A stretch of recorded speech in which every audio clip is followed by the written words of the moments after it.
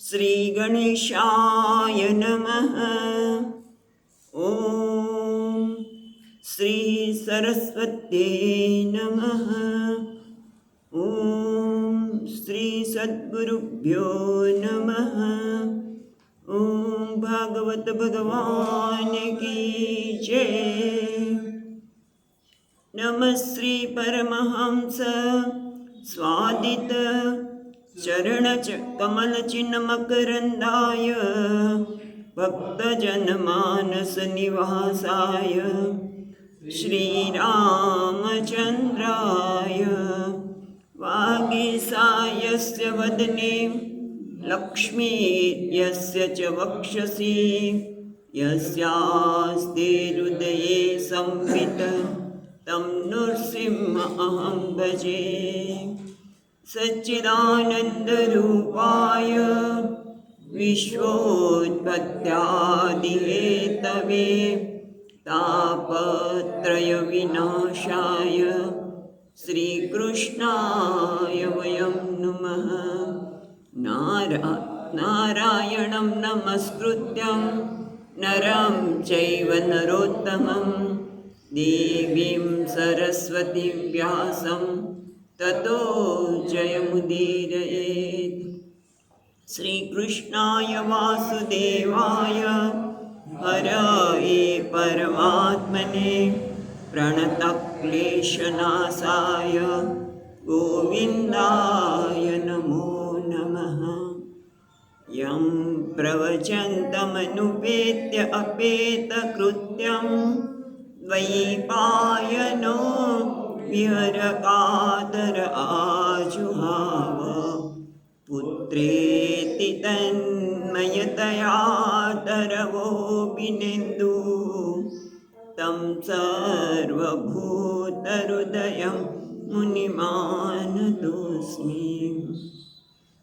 जन्माद्यस्य यतोऽन्वयादितरतः चार्थेष्वभिघ्नस्वराट् तेने ब्रह्महृदाय आदिकवये मुह्यन्ति सूरयः। तेजो वारिमृदां यथा विनिमयो यत्र त्रिसर्गो मृषा ताम्नां स्वेन सदा निरस्तकुहकं सत्यं परं धीमहि। नमो भगवते तुभ्यं वासुदेवाय धीमहि प्रद्युम्नाय निरुद्धाय नमः संकर्षणाय च। ॐ नमो भगवते वासुदेवाय। नमो भगवते वासुदेवाय।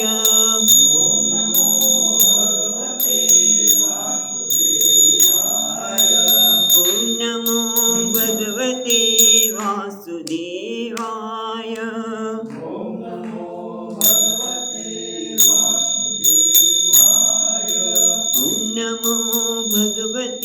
वासुदेवाय।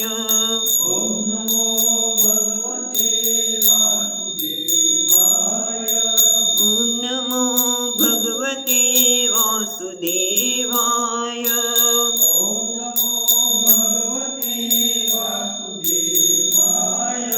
कृष्ण दामोदरा वासुदेवाय।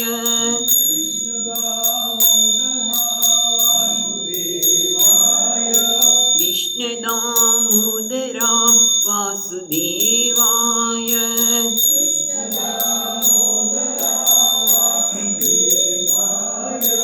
ॐ नमो भगवते वासुदेवाय। ॐ नमो भगवते वासुदेवाय। ॐ नमो भगवते वासुदेवाय।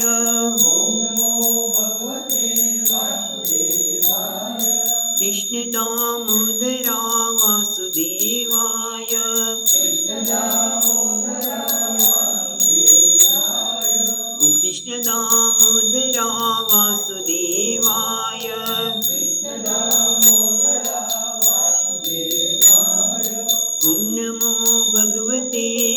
વાસુદેવાય.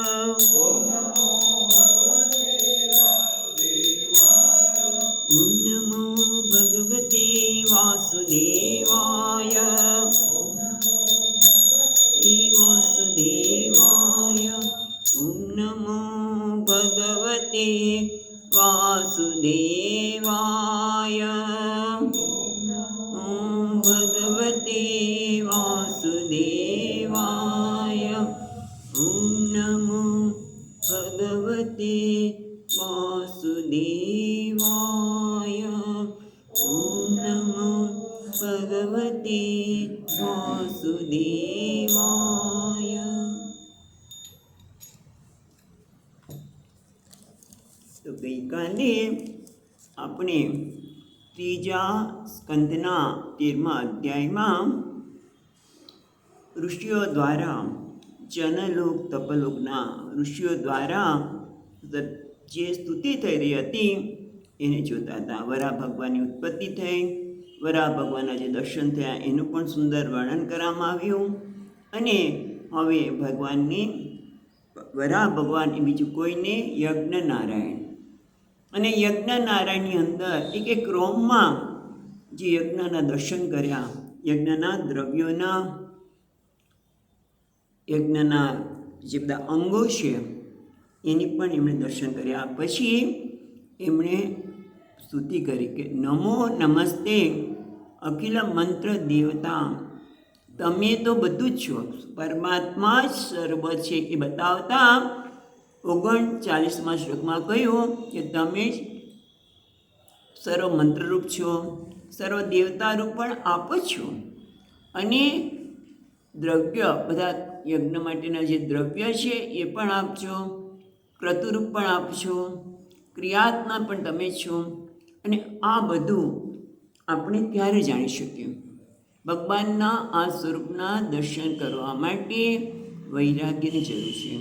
વૈરાગ્ય હોય તો સાચા અર્થમાં આપણે ભક્તિ, જે અનપાયની કહીએ એ ભક્તિ થાય, અને એના કારણે આપણું મન આપણા વશમાં હોય. અંતઃકરણ અજાય જય આત્મજય, એટલે અંતઃકરણની વશમાં સ્થિરતા આવે, અને તો પછી ભગવાનનો સાક્ષાત્કાર થાય. અને કેવી રીતે થાય? ગુરુ રૂપે આવીને. ભગવાન ગુરુ રૂપે આવીને, જેમ કીધું ને 10મા અધ્યાયમાં કે દદામી બુદ્ધિ યોગમ તમ, એ ભગવાન આપણે બુદ્ધિ યોગ આપીને આપણને એમના સ્વરૂપના દર્શન કરાવે, ગુરુ રૂપે આવીને આપણે દર્શન કરાવે. પછી ગઈકાલે આપણે જોયું એ પ્રમાણે કે આગળ 40 શ્લોક સુધી આપણે જોયું તો એમાં કહે છે કે તમે જ ભગવાન ચારે આપના દાઢના અગ્રભાગના ટોચ ઉપર પૃથ્વી દેવીને ધારણ કરીને પર્વતો સહિત, ત્યારે આપ કેવા લાગતા હતા? તો કે જેવા મદોદમન હાથી પોતાના દાંત વડે ધારણ કરાયેલી પાંદડા સહિતની કમળીની જેમ શોભે છે, એમ આપ શોભાયમાન થઈ રહ્યા છો. ભગવાનના આ શોભાના દર્શન કર્યા. હવે આગળ કહેતા 41મા શ્લોકમાં કહે છે ત્રયીમયં રૂપમિદં ચ સૌકર્યં ભૂમંડલેનાથ દત્તાધૃતેન તે ચકાસ્તિ શૃંડોઢધનેન ભૂયસા કુલાચલેન્દ્રસ્ય તથૈવ વિભ્રમઃ યથૈવ વિભ્રમઃ. એટલે ભગવાનની વરાહ નારાયણની શોભાનું વર્ણન કરતાં આગળ કહે છે કે આપ તો કેવા છો? ત્રયીમય રૂપમ ઇદમ ચ સૌકરમ. આપનું ત્રયમયી એટલે 3 વેદમય, ત્રયમયી એટલે 3 વેદરૂપ, 3 ત્રયમયી 3 વેદમય વરાહ રૂપ વડે સૌકરમ ભૂમંડલે નાથ દત્તા ઘૃતેન તે, તમે આ ભૂમંડળને દત્તા દંતેન, દત્તા એટલે દંતેન દાંત વડે, ઘૃતમ એને ધારણ કરી તમે. તો એ કેવું લાગે છે? તો એના માટે બીજું દૃષ્ટાંત આપે છે. જેમ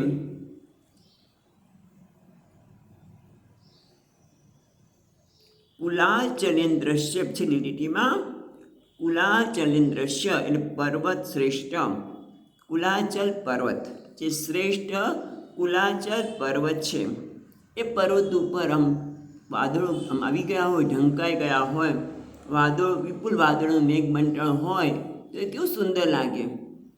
એ રીતે એ કહે છે ચકાસતી શોભે છે શૃંગ એટલે શિખર. કોનું? પર્વતરાજ કુલાચલનું જે શૃંગ છે એટલે શૃંગ એટલે શિખર.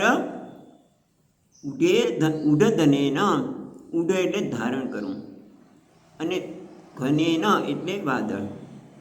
એટલે જેમ તમે દાંત વડે ભૂમંડળને આ પૃથ્વીને ધારણ કરી છે એની શોભા કેની છે? તો કે જાણે કે શિખર ઉપર ધારણ કરેલા વિપુલ મેઘમંડળ ભૂયસા એને અભિહતા અતિમહતા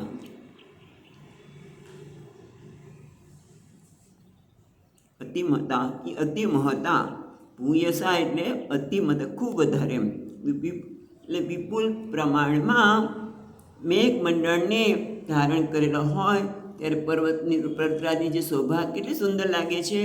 યથૈવ વિભ્રમઃ એટલે અહીંયા શોભા, એની શોભા અતિશય સુંદર લાગે છે. એવી જ રીતે જ્યારે આ તમારું ભલે વરાહ અવતાર છે, વરાહરૂપ છે, પણ છતાં કયા છો તમે? ત્રયમયી 3 વેદને ધારણ કરનાર એવા વરાહરૂપ નારાયણ તમારા દાંતમાં જે પૃથ્વીને ઉપાડી છે ને એની શોભા કેવી લાગે છે? તો કે પર્વતરાજના શિખર ઉપર અનેક વિપુલ પ્રમાણમાં વાદળો જે હોય એ વાદળોથી કેવી શોભા લાગે એવી શોભા તમારી લાગી રહી છે. હવે આ શોભાની વાત કર્યા પછી એમને પૃથ્વીદેવનું તમે સ્થાપન કરો એ કહેતા કહે છે 42મા શ્લોકમાં સંસ્થાપયेनां જગતાં સતસ્તુષાં લોકાય પત્નીમસि માતરં પિતા વિધેમ ચાસ્यै નમસા સદ્વયા યસ્યાં સ્વતેજોગ્નિમિવારણાવધાઃ.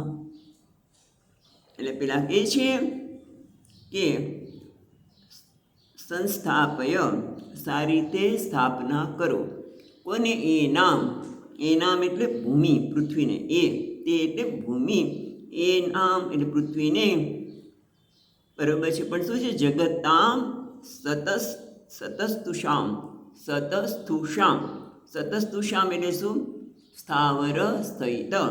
જગતામ એટલે જંગમ એટલે સ્થાવર અને જંગમ, પૃથ્વી દેવી ઉપર રહેલા સ્થાવર અને જંગમ એટલે ચલાયમાન એ બધા. એ નામ હવે પરિવાર એ નામ એટલે ભૂમિને, જે ભૂમિ ઉપર સ્થાવર અને જંગમ જે બધા છે એને તમે લોકાય એટલે વસવાના સ્થાન માટે. કારણ કે આ પૃથ્વી ઉપર બધા સ્થાવર અને જંગમ જે કંઈ પ્રાણી વસ્તુ છે, પર્વતો સ્થાવર છે, એટલે આ બધાને વસવા માટે લોકાય એ વસવા માટે તમે ભૂમિદેવની સ્થાપના કરો. એ કોણ છે? તો કે પત્ની મસી એ તમારા પત્ની છે, પણ અમારા માટે કોણ છે? માતા, જે બધાનું ભરણ પોષણ કરે છે. પૃથ્વીદેવી એટલે માતરમ અને આપ કોણ છો? પિતા. કારણ કે તમે જ અમને જન્મ આપનાર છો. પિતા અને માતરમ વિધેમ ચ અસ્યૈ નમસા સત્વયા. અમે વિધેમ એટલે અમે નમન કરીશું અથવા નમસ્કાર કરીશું. ચ અસ્યૈ એટલે આમને, માતાને અને પિતાને નમસા એટલે નમસ્કાર કરીશું, નમન કરીશું, સાથે પરિચર્યા સેવા પણ કરીશું. હવે તમે પત્ની કેવી રીતે કહ્યું? બરાબર છે. એમણે આપણે કહ્યું પત્ની મસી માતરમ પિતા, તમારા પત્ની ભૂમિદેવી સાથે અમે એમાં તમારી પત્ની ભૂમિદેવી પણ અમારા માટે કોણ છે? એ મા છે અને તમે મારા પિતા છો. એટલા માટે અમે નમસ્કાર કરીશું, અમે એમની સેવા કરીશું. પણ પત્ની કેમ છે તેના માટે છે યસ્યામ સ્વતેજ અગ્નિમ ઇવ અર્ણવ અધાહા. ખ્યાલ આવ્યો જ છે. છેલ્લી લીટીને આપણે છૂટી પાડી આ રીતે, યસ્યામ સ્વતેજ અગ્નિમ ઇવ અર્ણવ અધાહા. યસ્યામ જેમનામાં, જે માતામાં તમે તમારું તેજ, કયું તેજ? ધારણ શક્તિ, પૃથ્વીમાં ધારણ કરવાની શક્તિ ભગવાને આધાન કરી, એટલે કે જાણે કે ગર્ભનું આધાન કર્યું, શક્તિનું આધાન કર્યું. માટે તમે તમારા પત્ની બન્યા. પણ એ કેવી રીતે આધાન કર્યું?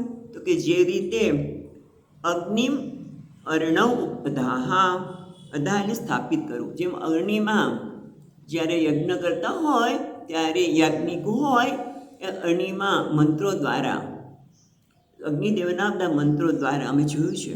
એ કદાચ વાત પણ કરી હતી કે પૂજ્ય સ્વામીજી મહારાજને ષષ્ઠી પૂરી ઋષિકેશના જોઈએ આશ્રમ છે એટલે, અને ઓગસ્ટમાં એટલે તો વરસાદની ઋતુ હતી, વાતાવરણ ભેજવાળું, વરસાદ પણ ખૂબ પડેલો ત્યારે તો.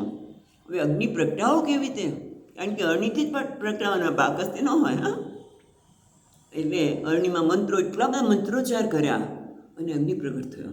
એટલે જે રીતે યાજ્ઞિકો મંત્રો દ્વારા અગ્નિમાં અગ્નિનું આધાન કરે છે, સ્થાપિત કરે છે, એમ તમે તમારા તેજને પૃથ્વી દેહમાં સ્થાપિત કર્યું. કયું તેજ? પૃથ્વીને ધારણ કરે, બધાને ધારણ કરવાની શક્તિ પૃથ્વીમાં છે. એ કોણે આપી? પરમાત્માએ આપી.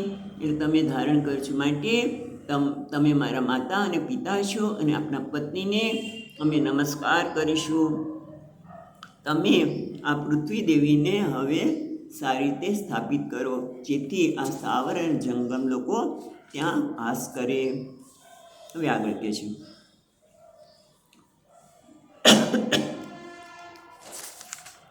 ભગવાનના કૃત્યને, ભગવાનના કર્મને વખાણતા આગળ કહે છે 43મા શ્લોકમાં, કશ્રદ્ધિતાન્યતમસ્તવ પ્રભુ રસામ ગતયા ભુવ ઉદ્વિવર્ણમ ન વિસ્મયોऽસૌ ત્વયિ વિશ્વવિસ્મયે યો માયેદં સૃસુજેતિ વિસ્મયમ. કે છે કે હે પ્રભુ, હે સ્વામી, હે પ્રભુ, કશ્રદ્ધિતા અન્યતમ તવ રસાયામ ગતા ભુવઃ ઉદ્વિબર્હણમ. ઉદ્વિબર્ણમ એટલે ઉદ્ધાર કર્યો, ઉદ્ધરણમ. અને કહ કોણ? શ્રદ્ધિતા છે ને, શ્રદ્ધિત અન્યતમ તવ, તમારા, તવ અન્યતમ, અન્યતમ તમારા સિવાય. શ્રદ્ધિત એટલે સ્પૃહ્ય, એ ઈચ્છા કરે. શ્રદ્ધિતના બે અર્થ આપણે જોઈએ છીએ હમણાં.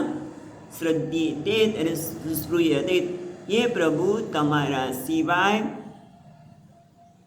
હા, તો ભુવઃ પૃથ્વીનું ઉદ્ધાર કરવાનું તમારા સિવાય કોણ ઈચ્છા કરે? એટલે તમે જ પૃથ્વીને ઉદ્ધાર કરવાનું ઈચ્છા કરો, એટલે તમે જ પૃથ્વીને ઉદ્ધાર કરી શકો. એક અર્થ કયો? અથવા તો બીજો ટીકાકાર કહે છે, અન્યતમ અવિવેકિન ભિન્ન ક શ્રદ્ધેત શ્રુત્વાપી વિશ્વાસન ક કુર્યાત. અથવા તો બીજા કેટલાક જે અવિવેકી લોકો છે, એ અવિવેકી લોકો જે છે ન કશ્રદ્ધિત, આપણે ક્યાં આવે છે શ્રદ્ધા, ભગવદ્ ગીતામાં પણ શ્રદ્ધિત, શ્રદ્ધા, એ શ્રદ્ધા કરવી. શ્રદ્ધિત એક હતો સ્પૃહેત, ઈચ્છા કરવી, અથવા તો શ્રદ્ધિત એટલે વિશ્વાસ. શ્રુત્વાપી કશ્રદ્ધિત એટલે કે શ્રુત્વાપી વિશ્વાસ ક કુર્યાત. એવા કેટલાક અવિવેકી લોકો છે, ભગવાનની આ લીલા, ભગવાનને રમતા રમતા હરિણાક્ષને મારી નાખ્યા, અને એના બે દાંત ઉપર પૃથ્વી દેવીને, પૃથ્વી એટલે કંઈ સામાન્ય નથી.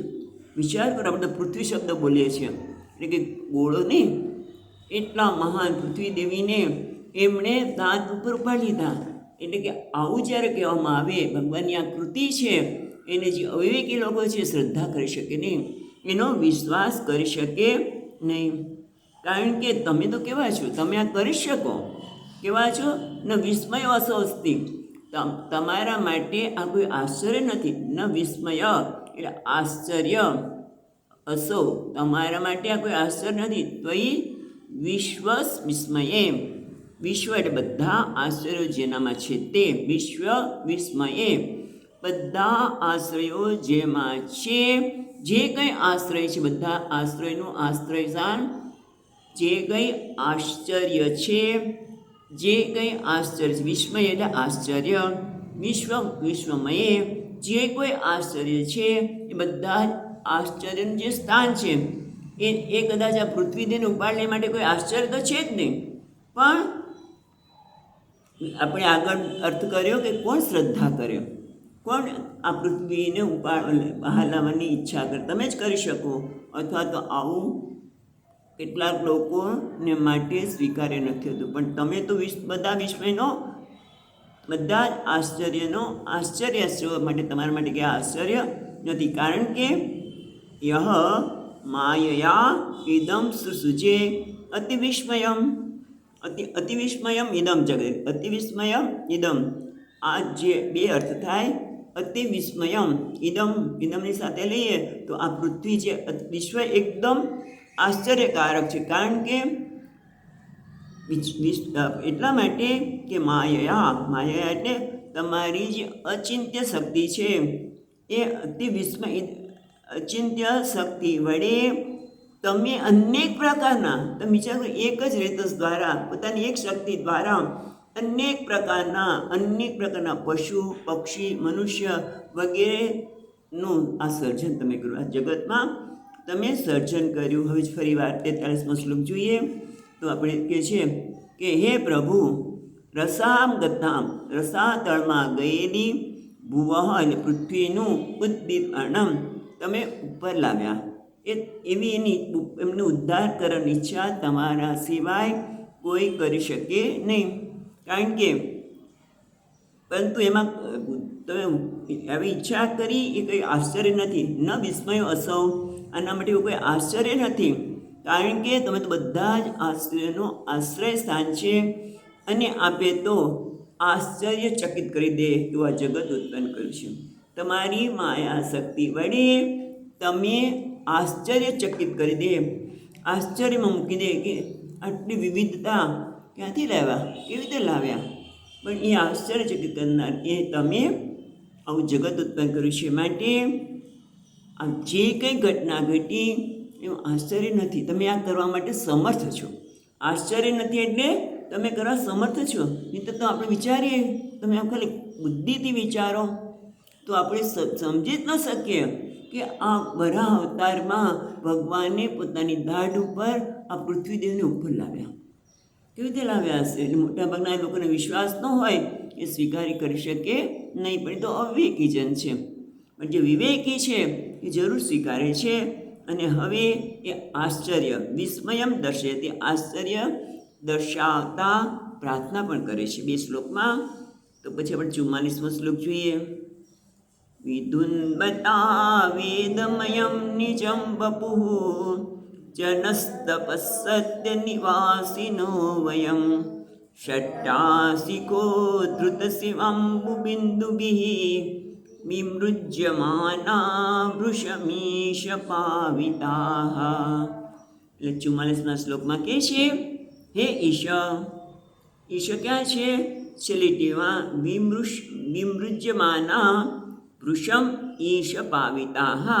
એમાં ઈશ છે સંબોધન છે, એટલે કે છે હે ઈશ વિદુર્નવતા વેદમયમ નિજમ વપુઃ. એટલે હે પરમાત્મા, વેદમયમ તમારું શરીર કેવું છે? વેદમયમ વપુઃ નિજમ, નિજમ એટલે તમારું પોતાનું રૂપ કેવું છે? વેદમય. ભલે વરાહ છે પણ એ વેદમય છે, યજ્ઞરૂપ છે, યજ્ઞ વરાહ રૂપ છે ભગવાન. યજ્ઞ નારાયણ વરાહ યજ્ઞ નારાયણ છે. એટલે વેદમયમ નિજ વપુ વિધુન્વતામ, વિધુન્વતામ એટલે કંપયમાન.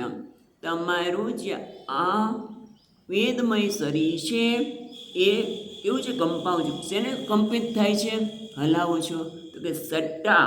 ત્રીજી લીટીમાં જો સટ્ટા શિખ ઉદ્ધૃત એટલે સટ્ટા એટલે આપણે કીધું ને સટ્ટા એટલે એમની કેશવાહિની. એ ડોક ઉપરના વાળ છે ને, ડોક ઉપરના જે વાળ છે એ વાળ છે કે મોટા કેસ શિખામાંથી ઉછળતા આપની વાળી જે શિખામાંથી ઉછળતા શું છે, જ્યારે એ હલાવે છે પોતાના શરીરને ત્યારે જે જળ છે એ પણ ઉડે છે. કહેવાનું શું છે? સટ્ટા શિખો ધ્રુત વિધુનવતા. જે ડોકના વાળ છે એને જ્યારે તમે હલાવો છો ત્યારે વિદ્રુપતા એના લીધે શું થાય છે? વિદ્રુત શિવ અંબુ બિંદુભી. શિવ એટલે કલ્યાણકારી, પવિત્ર, અંબુ એટલે જળના બિંદુ. જ્યારે તમે તમારી કેશવાહીને હલાવો છો ત્યારે પણ તમે કેવા છો? વેદમયમ વપુઃ. તમારું વપુ તો વેદમય છે અને છતાં પણ વરાહ રૂપ ધારણ કર્યો છે. ત્યારે તમારી જે ડોક હલે છે ત્યારે જે પાણીના બિંદુઓ ઉડે છે એ પાણીના બિંદુ કેવા છે? કલ્યાણકારી છે. અને ક્યાં ઉડે છે? જન, બીજી રીતેમાં જો, જન તપ સત્ય નિવાસિનો વયમ વિમૃજ્યમાના. જે જનલોક, તપલોક અને સત્યલોકના નિવાસીઓ અમે આ તમારા કેશવાહીને હલવાના લીધે જે પવિત્ર જળ ઉડી રહ્યું છે એનાથી વિમૃજ્યમાના, હા અમે અભિષિક્ત થઈએ છીએ, અમે એનાથી અભિષિક્ત થઈએ છીએ. અને એના કારણે વૃષમ પાવિતા, હા એના કારણે અમે પવિત્ર બની રહ્યા છીએ. ખ્યાલ આવ્યો કે હે ઈશ્વર પોતાના વેદમય શરીરને ધોણાવતી આપની કેશવાહિનીઓની શિખામાંથી ઉછળતા જે જળબિંદુ છે એ અમને અમારા ઉપર અભિષેક કરે છે. એને પ્રક્ષાલન થવાથી જનલોક, તપલોક અને સત્યલોકમાં વસનાર અમે અત્યંત પવિત્ર બન્યા છીએ. અમને તમે પવિત્ર બનાવ્યા છે. હવે આગળ કહે છે સવૈબત ભ્રષ્ટમતિતવૈષતે યઃ કર્મણા પાર અપાર કર્મણઃ યદ્યોગ માયા ગુણયોગ મોહિતં વિશ્વં સમસ્તં ભગવન વિદેહિશમ. એટલે છે વહી ખરેખર બત એટલે ખેદની વાત છે.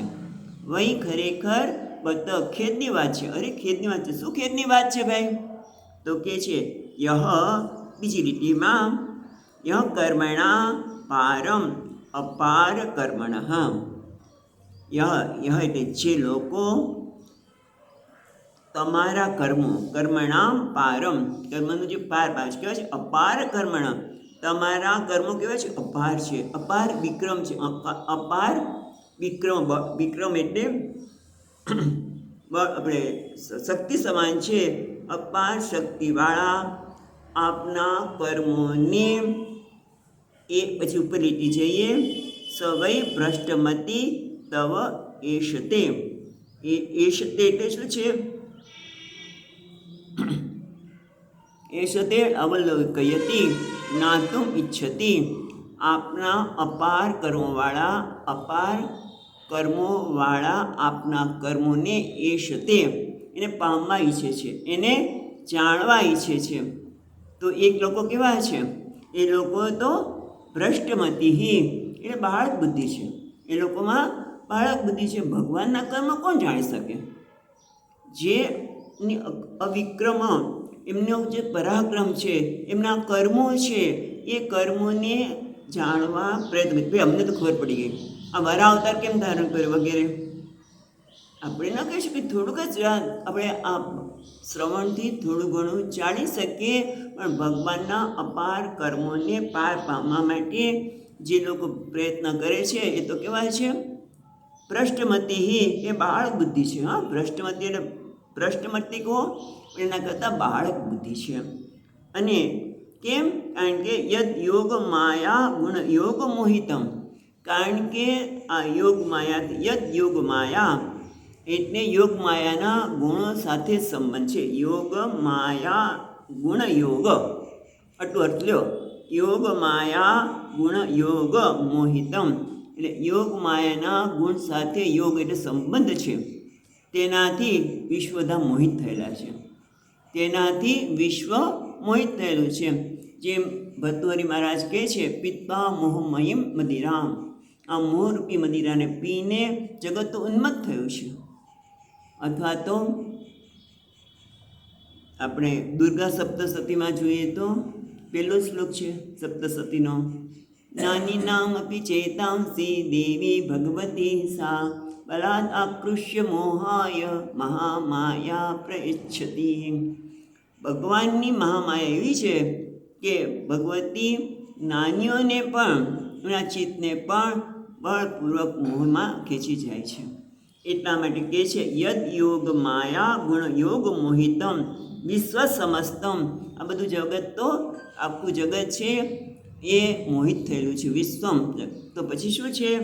ભગવન વિધેહી સમ, એટલે આ ભગવન વિધેહી સમ, ભગવાનનો અર્થ અહીંયા એવું કહે છે યથા તમ અચિંત્ય અનંત શક્તિ જ્ઞાત્વા ભજતે. પણ જે લોકો આપણી અચિંત્ય અને અનંત શક્તિને સમજીને જે ભજન કરે છે એવા અમે લોકો. સમમ દેહી છે ને, સમમ વિદેહી એટલે અમારું મંગળ કરો, અમારું કલ્યાણ કરો, અમને અનુગ્રહિત કરો. એટલે કહે છે કે અપાર કર્મોવાળા આપના કર્મોને પાર કોઈ પામવા ઈચ્છે છે તો એ ખરેખર ભ્રષ્ટ બુદ્ધિવાળો છે. કારણ કે સમસ્ત વિશ્વ યોગ માયાના ગુણ સાથે જોડાયેલો હોવાથી મોહિત છે. માટે હે ભગવાન, આપ સમસ્ત વિશ્વનું કલ્યાણ કરો. વિદેહ સમમ, તમે બધાનું કલ્યાણ કરો, અમારું પણ કલ્યાણ કરો, એમ પેલા ઋષિઓ પ્રાર્થના કરી રહ્યા છે. જ્યારે આ રીતે પ્રાર્થના થઈ રહી છે ત્યારે શું થયું એ હવે આપણને મૈત્રેય મુનિ 46મા શ્લોકમાં કહે છે. ઇત્યુપસ્થીયમાનઃ તૈઃ મુનિભિः બ્રહ્મવાદિભિः સલિલે સ્વખુરાક્રાંત ઉપાધત્તા વિતાન બનીમ. એટલે કે છે ઇતિ ઉપસ્થીયમાનઃ, આ રીતે ઉપસ્થીયમાન એટલે સ્તુતિ કરાતા વરાહ નારાયણ. કોના દ્વારા સ્તુતિ થઈ રહી છે? મુનિભિઃ બ્રહ્મવાદિભિઃ, જે આમ બ્રહ્મવાદી મુનિઓ દ્વારા જ્યારે ઇતિ ઉપસ્થ્યમાન તૈઃ મુનિભિઃ બ્રહ્મવાદિભિઃ, આમ તે તૈઃ તે તેના વડે, આ પણ ત્રીજી વિભક્તિ છે. મુનિભિઃ એ પણ ત્રીજી વિભક્તિ છે અને બ્રહ્મવાદિભિઃ એ પણ ત્રીજી વિભક્તિ છે. એ બધા સાથે જશે. તે બ્રહ્મવાદી મુનિઓ દ્વારા જ્યારે સ્તુતિ કરવામાં આવતી હતી ત્યારે સલિલે સ્વખુરાક્રાંત ઉપાધત્ત, પછી શું છે? શબ્દ જુદું પાડે છે તો અવિતા અવની, ખ્યાલ આવ્યો? અવિતા પછી એક અવગ્રહ છે, પછી વનિમ, વનિમ એમ લખ્યું છે પણ વનિમ નહીં, અવનિમ. અવની એટલે પૃથ્વી અને અવિતા એટલે રક્ષક. અવિતા એટલે રક્ષક. સલિલે સ્વખુરક્રાંત એટલે જળમાં, બરાબર, સ્વ પોતાના ખુરક્રાંત એટલે પોતાની ખરીથી, ક્રાંત સ્વ ખુરક્રાંત એટલે પોતાની ખરીથી સ્તંભિત એ જળ ઉપર. સલીને ઉપાધત્ત એટલે ઉપાધત્ત એટલે સ્થાપય, એમને સ્થાપિત કરી. કોને? અવિતા અવની, અવિતા એટલે રક્ષક. એટલે ભગવાન જે પોતાની ખુરી વડે સર્વના રક્ષક વરાહ નારાયણે પોતાની ખરીઓથી સ્તંભિત થયેલા જળ ઉપર પૃથ્વી દેવીને સ્થાપિત કર્યા. સલીને અવની ઉપાધત્ત સ્થાપયત ઇતિ, સ્થાપન કરી એટલે જલે ધારણ શક્તિ આધાન, એને ધારણ કરવાની, જળમાં ધારણ કરવાની શક્તિ એમને પ્રદાન કરી. કારણ કે પોતે કેવા છે? અવિતા એટલે રક્ષક છે. એટલે કહે છે આમ બ્રહ્મવાદી મુનિઓ દ્વારા સ્તુતિ કરાતા સર્વના રક્ષક વરાહનારાયણે પોતાની ખરીમાંથી સ્તંભિત થયેલા જળ ઉપર પૃથ્વીને સ્થાપિત કરી. જે આગળ કહે છે 47મા શ્લોકમાં, સ ઇત્થં ભગવાનુર્વીં વિશ્વક્ષેનઃ પ્રજાપતિઃ રસયા નિલયોન્નીતાં અપ્સુન્યસ્ય યયૌ હરિઃ. સ ઇત્થં ભગવાન ઉર્વીં વિશ્વક્ષેન પ્રજાપતિ. વિશ્વક્ષેન એ પરમાત્મા નામ છે. એ પ્રજાપતિ આ પ્રમાણે પ્રજાપતિ એટલે પ્રજાનું પાલન કરવાનું જેનું શીલ છે. પ્રજા પાલન શીલ એમનો એ સ્વભાવ છે. અને કોણ છે? વિશ્વક્ષેન એનો શબ્દ આપણે આગળ જોયેલો હતો.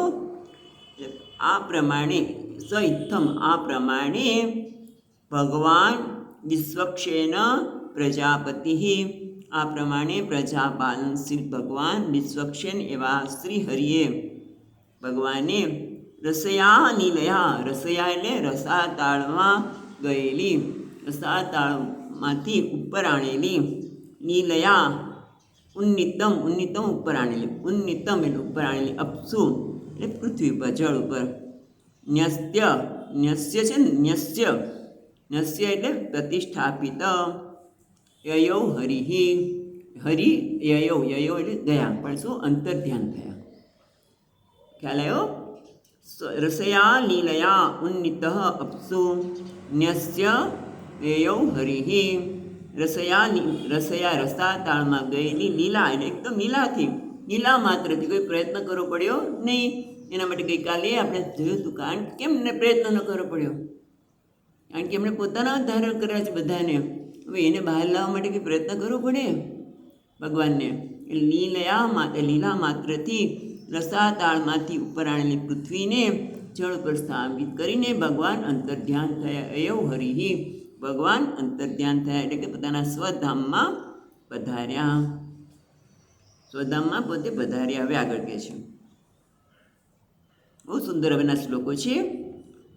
એવમેતાં હરિમેધસો હરેઃ કથાં સુભદ્રાં કથનીયમાયિનઃ શૃણ્વીત ભક્ત્યા શ્રવયેત મોષતીં જનાર્દનો યસ્યાશુ હૃદિ પ્રસીદતિ. હવે આ બરાબર નારાયણની વાત જે કરવામાં આવી એ કથાનું ફળ આપે છે. એટલે યહ એવં એતામ હરિમેધસ હરેઃ. હરિમેધસ એટલે સંસાર સંહાર બુદ્ધિ. મેધસ એટલે બુદ્ધિ, મેધા, મેધસ એટલે બુદ્ધિ, હરિ એટલે હરી લેવું. શું હરી લેવું? સંસાર સંહાર બુદ્ધિ એટલે સંસારનો નાશ કરવાવાળી બુદ્ધિ શ્રી હરિની. હરેઃ હરિની જે લોકોના દુઃખને હરણ કરવાની જે બુદ્ધિ છે. એટલે લોકોના દુઃખને આપણે ત્યારે પણ વાત કરતી સ્વામીજી મહારાજ કે હરે રામ રામ રામ હરે હરે. એટલે હે રામ જે હોય આપણે ત્યારે વાત કરતી સ્વામીજીએ કે હું ગુડકલ ક્યાંય જતા હશે અને સવારમાં ઓલો ચાવાળો ટ્રેન ઊભી રહી, ચાવાળો નીકળ્યો, ચાય ચાય ચાય એટલે શું ચાય અહીંયા આવે ને ચાય એનો ચાયવાળો આવી જ જાય અને આવીને ફટાફટ તમને ચાય આપીને તમે પૈસા આપીને ચાલતો રહે. ખ્યાલ આવે? ચાય કીધું ચાય આવે એમ હરે હરે રામ તો શું હરે એટલે જેને જે બોલો ચાયવાળાને બોલો તો ચાય આપે, એમ હરે એટલે જેને લોકોના દુઃખને હરણ કરવા જેનું શીલ છે. એ તમે બોલાવો તો શું કરે ભગવાન? હરે રામ કહો તો રામ હરી લે આપણી બુદ્ધિ, દુઃખને, દુઃખ આપનારી બુદ્ધિને તો દુઃખને હરી લે. ખ્યાલ આવે? દુઃખ આપનારી બુદ્ધિ, દુઃખ પણ આપણી બુદ્ધિ ઝૂકી કરે છે. માટે દુઃખ આપનારી બુદ્ધિ અથવા દુઃખને હરી લેનાર. એટલે માટે કહે છે યહ એતમ આ પ્રકારે એવમ એતામ હરિમેધસ હરેઃ કથામ. જે ભગવાન જે હરિ બધાના દુઃખને હરી લેનાર એવા ભગવાનની કથામ સુભદ્રામ કથનીયમાયિનઃ એટલે ભગવાનની શ્રીહરિની કમનીય કથનીય, સુભદ્રામ એટલે કમનીય, કમનીય કથા કથનીય માયિનઃ એટલે ભગવાનની કીર્તન કરવા યોગ્ય માયાવાળા ચરિત્રો, માયિનઃ માયિનઃ એટલે માયાવાળા ચરિત્રોથી યુક્ત શ્રીહરિની કમનીય કથા શૃણવતી ભક્ત્યા એ ભક્તિપૂર્વક સાંભળે છે અને શ્રાવયેત, શ્રાવયેત જે સંભળાવે છે. જે શ્રીહરિની આ કમનીય કથા, જે માયાવાળા જેના ચરિત્રો છે એવી કમનીય કથા સાંભળે છે ભક્તિપૂર્વક અને જે શ્રવણ કરાવે છે. ઓસિતી શું છે?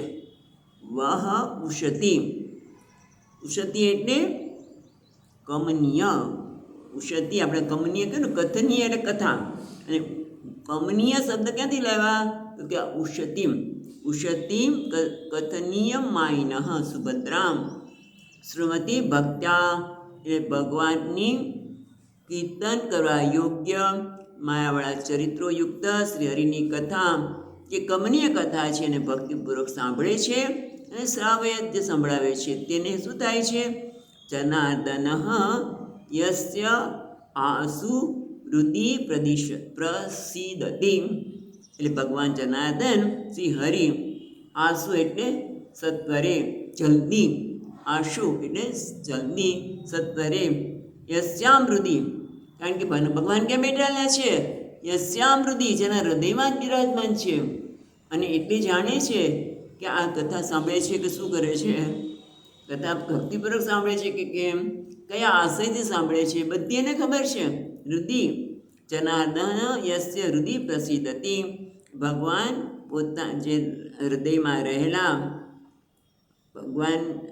ભગવાનની જે મનોહર કથા, કમનીય અથવા ઉષિતિ એટલે મનોહર કથા હૃદયમાં રહેલા ભગવાન તરત પ્રસન્ન થાય છે. પ્રસિદ્ધતિ ભગવાન પ્રસન્ન થાય છે. તો પ્રસન્ન થાય તો શું થાય?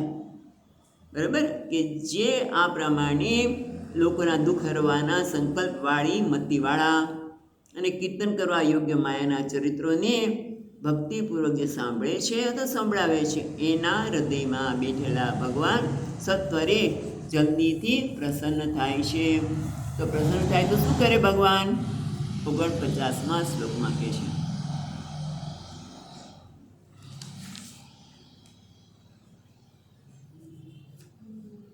એટલા માટે 49ના શ્લોક પહેલાં ટીકાકાર જરા યાદ અપાવે છે. શું યાદ અપાવે છે? કે ભગવાન પ્રસન્ન તો થાય છે. આશીષો યદ્યપી સુલભા કામનાની પૂર્તિ કરવી ભગવાનની કૃપાથી સરળ છે. તમે ઈચ્છા કરો ને ભગવાનને પ્રાર્થના કરો તો ભગવાન સાંભળે, આપણી ઈચ્છા પૂરી કરે એ સુલભ છે. પણ છતાં એવી પ્રાર્થના, કામનાની પ્રાર્થના કરવી જોઈએ નહીં. કેમ? 2 કારણ. એક તો કામના કેવી છે? અહીંયા જ કહે છે કે આ બધી કામનાઓ કેવી છે? શુદ્ર છે. લવાત્મકી શબ્દ વાપરશે, તુચ્છ કામનાઓ છે. કેમ? કારણ કે થોડીક વાર ઈચ્છા ઊભી થઈ પછી, અને કેવી કોઈ વસ્તુની છે, નાનકડી વસ્તુની ઈચ્છા તો કેવી છે? તુચ્છ છે. બીજું કારણ એ છે કે આપણે જે ઈચ્છા કરીએ જ્યારે ઈચ્છાની પૂર્તિ થાય ત્યારે તે કરે અમે આવું કેમ આવ્યું? કારણ કે ઈચ્છાની પૂર્તિ કેવી રીતે ભગવાન કરશે એ આપણને ખબર નથી. હા, અને પૂર્તિ થાય ત્યારે આપણે ક્યાં કેમ આવ્યું? એટલે આ કામનાઓ ખરેખર ભગવાન કામનાની પૂર્તિ કરતા હોય જે સુલભ છે, છતાં પણ એની પ્રાર્થના ન કરવી જોઈએ. તો શેની થવી જોઈએ? એ પણ આપણને 49મા શ્લોકમાં કહે છે. તસ્મિન પ્રસન્ને સકલાશિષાં પ્રભો કિમ દુર્લભમ તાવિરલમ લવાત્મભિઃ અનન્ય દૃષ્ટ્યા ભજતાં ગુહાશયઃ સ્વયં વિદત્તે સ્વગતિં પરઃ પરામ. તસ્મિન પ્રસન્ને સકલ આશિષાં પ્રભો કિમ દુર્લભમ, બસ એટલું જોઈએ. કિમ દુર્લભમ એટલે તસ્મિન એટલે તેમાં એટલે ભગવતી પ્રસન્ને ભગવાન જ્યારે પ્રસન્ન થાય ત્યારે ભગવાન કેવા છે? સકલ આશિષાં પ્રભો. સકલ આશિષાં પ્રભો એટલે સર્વ પુરુષાર્થ સર્વ પુરુષાર્થને પ્રદાન કરનારના સ્વામી છે. બધા જ પુરુષાર્થ આપણને પ્રદાન કરી શકે. સર્વ પુરુષાર્થાનામ સ્વામી પ્રભુ કિમ દુર્લભમ ન કિમપી દુર્લભમ. એમના માટે કોઈ દુર્લભ નથી, એમના માટે કોઈ મુશ્કેલ નથી.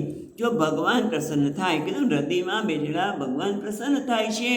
અને જ્યારે ભગવાન પ્રસન્ન થાય તો ભગવાન કેવા છે?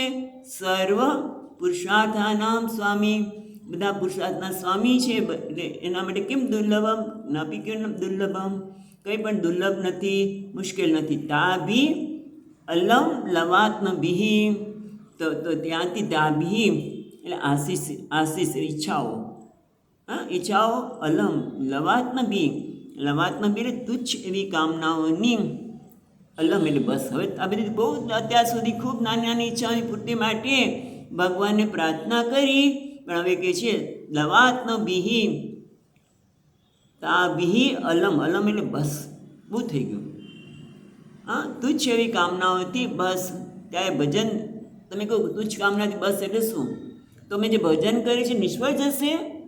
ટીકા કહે છે કે શું ત્યારે અમે ભજન કરીશું નિષ્ફળ થશે? એવી આશંકા કરવી યોગ્ય નથી. કારણ કે ભગવાન માટે કંઈ દુર્લભ નથી.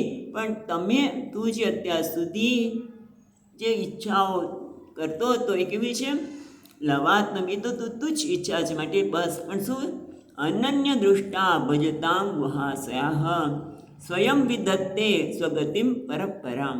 જો તું નાની નાની વસ્તુની ઈચ્છા કર્યા વગર, એના માટે શબ્દ વાપરે છે અનન્ય દૃષ્ટ્યા. અનન્ય દૃષ્ટ્યા એટલે અભેદ દૃષ્ટિ. અભેદ દૃષ્ટિ એટલે શું? આપણા માટે વેદાંતમાં અભેદ દૃષ્ટિ એટલે ભગવાનથી જુદો નથી તે. પણ અહીંયા શું કહે છે? અભેદ દૃષ્ટિ એટલે ફલ રાહિત્યેન, કોઈ પણ પ્રકારની ઈચ્છા વગર અથવા તો પ્રાર્થના કર્યા વગર, કોઈ પ્રકારની પ્રાર્થના વગર બસ ભગવાનનું ભજન કરું. કોઈ મારે પ્રાર્થના કરી જ નથી, એને ખબર છે મને શું આપવું, હું શું કામ પ્રાર્થના કરું? એને આપણે જ્યારે પ્રાર્થના કરીએ છીએ ત્યારે તો આપણા બહુ મોટું સામ્રાજ્ય આપવા માગે છે. પણ આપણે શું કહીએ? મને એક વાટકો આપો. એટલે રાજા પાસે ગયા, અને રાજા જે બધું આપવા તૈયાર છે ત્યારે ભિખારી શું કહે છે? ભીખ માંગવાનું હાંડલો આપો ને, વાટકો આપો ને. એમ આપણે જે માગીએ છીએ એ માગણી કેવી છે? આવી જ છે. માટે હવે અલમ, હવે કંઈ માગવું નથી. એટલે કે અનન્ય દૃષ્ટ્યા ભજતામ ગુહાશયમ, જે અનન્ય ભાવથી કોઈ પણ ફળની ઈચ્છા વગર જે ભજી રહ્યા છે એ તો શું થાય છે? ગુહાશયમ એટલે જે અંતઃકરણમાં રહેલો ભગવાન. ગુહાશય એટલે ગુહામાં રહેલો, આપણા અંતઃકરણમાં રહેલો ભગવાન શું કહે છે? સ્વયં વિધત્તે સ્વગતિમ પરહ પરામ. પોતે પોતાની જાતે જ સ્વગતિમ એટલે પોતાની પ્રાપ્તિ ભગવાન પોતાને જ આપી દે છે. આપણે માગીએ તો થોડીક વસ્તુ આપીએ, ભગવાન કે તું કંઈ ન માગો તો હું તને જ આપી દઈશ, મારાથી તને અલગ રાખીશ નહીં. સ્વગતિમ સ્વયં વિધત્તે, પોતે જ પોતાની ગતિ. કેવી ગતિ છે? પરપરામ, જે સર્વથી ઉત્કૃષ્ટ એવી ગતિ પોતાની છે, પોતાની પ્રાપ્તિ છે એ સ્વયં વિધત્તે. એટલા માટે કહે છે કે ભાઈ નાની વસ્તુ માગશો નહીં, કારણ કે તમને મોટી વસ્તુ મળવાની છે. રાજા પોતાનું રાજ્ય પણ આપી દેવા તૈયાર છે, અને માટલું હાંડલું શું કામ માગવું ભાઈ? ભગવાન પોતાની જાતને આપી દેવા તૈયાર છે. માટે જે વ્યક્તિ, એના માટે કોઈ દુર્લભ તો છે જ નહીં, એ તો બધું આપી શકવા આપણે સમર્થ છે. પણ છતાં હવે અલમ, હવે બહુ થયું, હવે મારે કશું જોઈતું નથી. તો ભગવાન બધું આપવાના છે. અને તમે જોજો કે કંઈ નહીં માગીએ ને તો દુનિયાવી વસ્તુ પણ આવશે તમારી પાસે. એવું નથી કે દુનિયાવી વસ્તુ નથી આવવાની, પણ એ દુનિયાવી વસ્તુ પાછળ દોડવાની આવશ્યકતા હવે નથી મારે. એટલે આ રીતે આગળ કહે છે. પછીના 50મા શ્લોકમાં કો નામ લોકે પુરુષાર્થ સારવિત પુરા કથાનામ ભગવત કથા સુધામ આપીય કર્ણાજલિર્ભિભવાપહા મહો વિરજ્યતે વિના નરેતરમ. કો નામ લોકે પુરુષાર્થ સારવિત પુરા કથાયામ. પેલા પુરા કથાયામની વાત કરીએ. એટલે પુરાકથા એટલે પુરાણ, આ બધી જે પુરાતન કથાઓમાંથી પુરુષાર્થ સાર્વિત, જે વ્યક્તિ પુરુષાર્થને જાણનારો છે, વિત એટલે જાણનારો, આ સંસારમાં ચારે પુરુષાર્થનો જે સાર જાણે છે એ વ્યક્તિ પુરા કથાયામ ભગવત કથા સુધામ આપીય. પછી જોઈશું આપણે પેલો શબ્દ તો કહે છે પુરા કથાયામ, જે બધી પુરાણ ભગવાનની જે કથા છે, ભગવત કથા સુધાયામ આપીય કર્ણાંજલિભિ ભવ અપહા એટલે જે ભવમાંથી એ જન્મ મરણના, ભવ એટલે સંસાર, એને અપહા એટલે નાશ કરનાર, ને જન્મ મરણના સંસારમાંથી નાશ કરનાર એવી ભગવાનની જે કથા છે, કથા કેવી છે? કથા સુધાયામ એ કથારૂપી અમૃતને આપીય એટલે પીવી દી. પણ કેવી રીતે પીધી? સુધાને કર્ણાંજલિભિ એટલે પોતાના કર્ણરૂપી અંજલિ દ્વારા જેણે ભગવત કથા રસનું સુધાપાન કર્યું છે તે. અને કથાપાન કેવું છે? ભવ આપહા, જે સંસારનો નાશ કરવાનો છે એવું જેણે કર્યું છે એ. કો નામ લોકે અહો વિરજ્યતે, એ વ્યક્તિ કેવી રીતે અટકી જાય? જેણે એક વખત પણ કર્ણપુટ દ્વારા ભગવાનના સુધારસનું પાન કર્યું છે એ કોણ અટકી જાય? ન ઇતર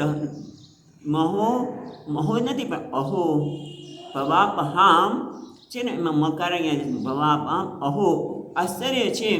વિરજ્યતે વિના નેતરામ, અહો આ સંસારમાં પુરુષાર્થવિદ જે લોકો છે એ કોઈ કારણ દ્વારા ભગવાનની કથા મૃત્યુપાન કર્યા પછી અટકી શકે નહીં. કોણ અટકી શકે? વિના છે ને, અહો વિરજ્યતે વિના ને નરેતરમ, ન ઇતરમ એટલે મનુષ્ય સિવાય, એટલે પશુ સિવાય કોઈ વિરમી શકે નહીં. કારણ કે પશુને એની કંઈ કદર જ નથી હોતી ને. એ તો ભાગવતનું પાન ના હોય તે ખાય છે, ભાગવતજીને પણ કંઈ કરી શકે. તો આ તો કથાની વાત છે.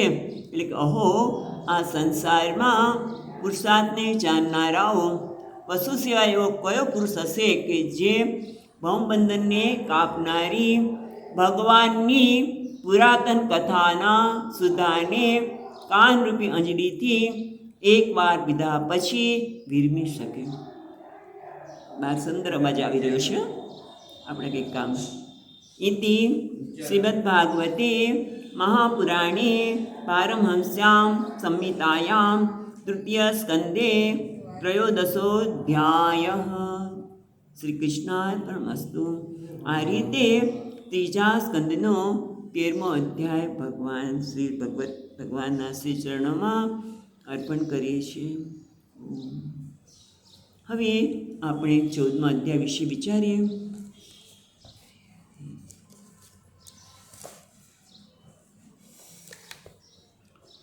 હવે 14મા અધ્યાયનો પ્રારંભ કરતાં આપણે જોઈએ તો આ અધ્યાયમાં 50 શ્લોકો છે. 14મા અધ્યાયથી 19મા અધ્યાય સુધી જે 6 અધ્યાયો છે એમાં મતાંતર ભાષા છે. સમજો, મતાંતર ભાષા એટલે કે અત્યાર સુધી આપણને આ 13મા અધ્યાયમાં સમાધિ ભાષામાં વરાહ ભગવાનની સંક્ષેપમાં કથા કહી. એટલે પછી સંક્ષેપમાં કથા કહી એટલે આપણને એનો જાણવાનો રસ જાગ્યો. એટલે કે હવે તમને વિસ્તારથી કહો. સામાન્ય તમે જુઓ કે કોઈ પણ વ્યક્તિ હોય, વિદ્વાન હોય તો કોઈ પણ વાત હોય એને ટૂંકાણમાં કહી દે. અને કેટલાક લોકો એક નાની વાત હોય એને મોટી એટલી બધી બનાવે. સંસારી લોકો હોય એક નાની વસ્તુને એટલી મોટી બનાવી દે અને પેલો જે વસ્તુ મોટી છે એને સંક્ષેપમાં કહી દે, તમે સમજવું હોય તો સમજી લો. એવી રીતે 13મા અધ્યાયમાં આ સમાધિ ભાષામાં સંક્ષેપમાં જે વરાહ લીલાની વાત કરી એ સાંભળીને રાજર્ષિ પરીક્ષિતને પછી વધારે સાંભળવાની આતુરતા થઈ. અને પછી પ્રશ્નનો પ્રારંભ કરે છે. પણ અહીંયા રાજર્ષિ પરીક્ષિતને બદલે પણ કરશે. અત્યારે કઈ ચર્ચા ચાલી રહી છે? મૈત્રી મુનિ અને વિદુરજીને. એટલે એ લોકો પ્રશ્ન કરે છે અને આથી આ તૃતીય સ્કંદમાં જે 12 અધ્યાય સુધી આપણે સૃષ્ટિની વાત કરી, હવે 14મા અધ્યાયથી જે કથા થાય શરૂ થશે એમાં મુક્ત જીવનની ઉત્પત્તિનું વર્ણન આવશે. અને એમાં જોવા મળશે કે કામથી કર્મનો નાશ થાય, ઈચ્છાઓથી કર્મનો નાશ થાય, ક્રોધથી જ્ઞાનનો નાશ થાય અને લોભથી ભક્તિનો નાશ થાય. અને જ્યારે આ ત્રણેય પ્રકારના નાશ થાય ત્યારે ભગવાન અવતાર લેવો પડે છે. ભગવાનને ભૂતલ ઉપર અવતાર ધારણ કરવો પડે છે અને એ પણ આપણે જોવા મળશે. હવે આ અધ્યાયમાં વરાહ ભગવાન જે સૂત્રાત્મક વાત કરી અને વિસ્તારની કથા હવે આરંભ થશે. એટલે કે 14મા અધ્યાયમાં દિત્ય અને કશ્યપનો સંવાદ, દિત્યની કામવૃત્તિ, પુત્રેશના મુનિએ સાયંકાલનું સ્વરૂપ સમજાવવાનો પ્રયત્ન કર્યો, પણ સાયંકાળે આ પ્રકારની ઈચ્છાની પૂર્તિ કરવી યોગ્ય નથી એવો વિવેક આપ્યો, એવી બુદ્ધિ આપી, પણ શિવનો મહિમા પણ બતાવ્યો, સંધ્યાનો પણ મહિમા બતાવ્યો. પણ દિતિ વિધિને વશ થઈ આગ્રહપૂર્વક મુનિવર પાસે કામનાની પૂર્તિ કરાવી અને એના કારણે દિત્યના પછી એને દુઃખ પણ થાય છે. પણ જે કંઈ આવે છે બધી વાત અહીંયા કહેવામાં આવશે. એટલે ટૂંકમાં દિતિ દ્વારા ગર્ભનું ધારણ એ બધું અહીંયા કહેવામાં આવશે. આપણે એક શ્લોક જ વાંચીશું અત્યારે 14મા અધ્યાયનો. શ્રી શુક ઉવાચ નિશીમ્ય કૌરારવિણો વર્ણિતાં હરે કથાં કારણ સુકરાત્મનઃ પુનઃ સપ્રપ્રચ્છતમુદ્યતામંજલિ ન ચાતિ તૃપ્તો વિદુરો ધ્રુવવ્રતઃ.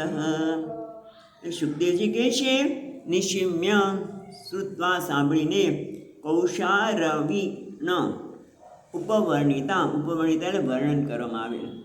કૌશારવિણ એટલે મૈત્ર મુનિ દ્વારા જે કથાનું વર્ણન કરવામાં, હરે કથા કારણ સુકરાત્મનઃ, કારણ સુકરાત્મ એટલે કે જગતના કારણરૂપ, જગતના કારણ જે વરાહ ભગવાન જે સ્વરૂપ છે એની કથાને હરિ ભગવાન જે કારણે શુકર બન્યા અથવા તો શુકર બનીને જે જગતના માટે કારણભૂત બન્યા એવીની કથા સાંભળીને પુનઃ સપ્રપ્રચ્છ તમ ઉદ્યતામ અંજલિ ન ચ અતિતૃપ્તો વિદુરો ધ્રુવવ્રત.